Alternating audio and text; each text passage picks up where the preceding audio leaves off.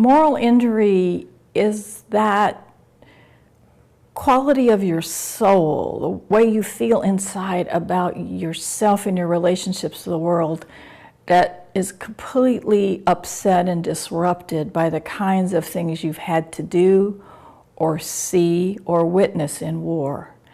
And it's not exactly the same thing as PTSD. It's not because you're afraid and have nightmares and terror attacks and flashbacks and things like that. It's that you are not feeling very good about yourself and what you had to do. You're thinking about these things in ways that really bother your conscience.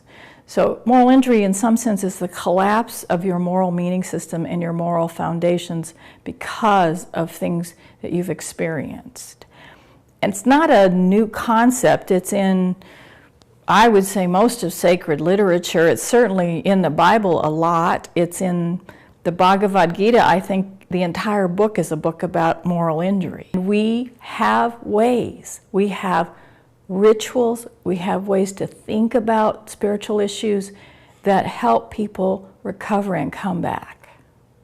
I don't know that we use them well all the time, but every religious tradition I know of has ritual processes for handling sin, handling brokenness, handling suffering, handling that horrible sense of shame that you don't deserve to live anymore because of what you've done. We know those things. And we know how to help people carry that burden until they can function again. I'm interested in the Braxton Institute because of your holistic approach to how people are made whole, how their spirits are restored. That it's not just a clinical treatment process, it's not giving people drugs, it's not that kind of thing. Those things can help, but you're really, I think, interested in the long-term sustainability of a life. And that's a really long process, and it's a process, it's a spiritual process as well. So I'm interested in seeing what an institute like the Braxton Institute can do as a presence in your community for this kind of work for people who at their very core need it.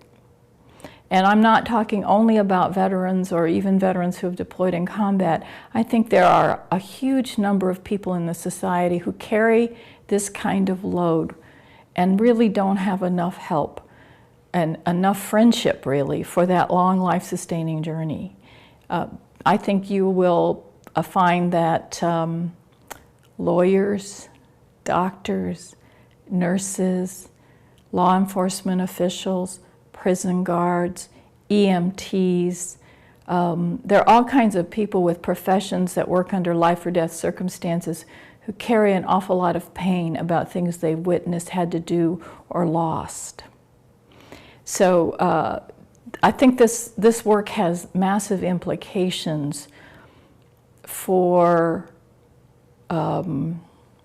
supporting people in a society that doesn't respect very much that sense of failure and tragedy. We like people who are happy and are successful, and I think a lot of people fake it. And as a vet said to me, you know, it's a military thing, you fake it till you make it. And he said, I faked it a long time. I never made it. And not making it can be tragic. Not making it can mean substance abuse, broken relationships, homelessness, and even suicide. That's the cost of not making it when you're trying to fake it. Well, I actually love that Braxton Institute is in this part of the world because, first of all, there's a profound national history here that's related to war, that's related to a strong military presence and the federal government. And I think that there's probably quite a lot of moral injury in the geographical region of Richmond. And Richmond Union has this commitment to has a component of its life as an academic institution committed to training ministers, and I think that's very, very important, and it's important that it's in this part of the United States. I do think, first of all, that there's a long history of slavery in the United States that has, I think, never been adequately understood. And the conversations around race in the United States tend to be highly polarized, and they tend to be focused around blaming people for things and punishing people for things. And I think that that attitude about the horrible things that people are capable of doing make it impossible for them to actually talk about them.